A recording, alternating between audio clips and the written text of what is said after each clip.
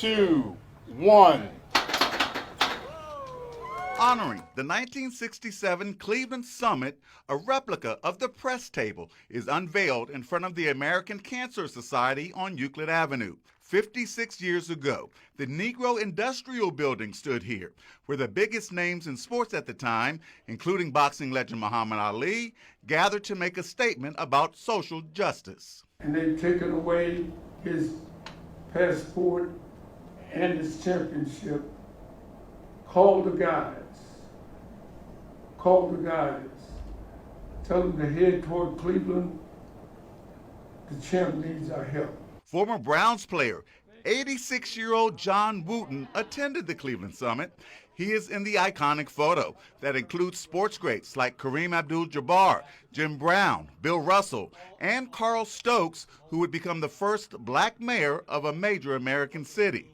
The men gathered to voice their support for Ali, who had refused to be drafted in the Vietnam War. People say, well, aren't you guys concerned about the fact that you all coming together and, hey, when you're doing what's right, are you going to be concerned about anything when you know what you're doing is right? Sports is one of the greatest unifying things that we have. So I do believe that it's our responsibility to continue to push that and use that. The ceremony included coaches and executives from all three Cleveland pro sports teams. To be able to be around black excellence. Cavaliers player Donovan Mitchell says he is inspired by the athletes in the iconic photo who fought for social justice. Mitchell says he wants to follow in their footsteps, using his platform as a star athlete to continue their goal. Obviously I wasn't, a well-off kid, growing up, but I was around kids who, parents were well off, and just being able to see there's differences and trying to find a way to bridge the two Americas together. So for me, just trying to continue just to bridge that gap. This is just the beginning. Jim would be so proud today.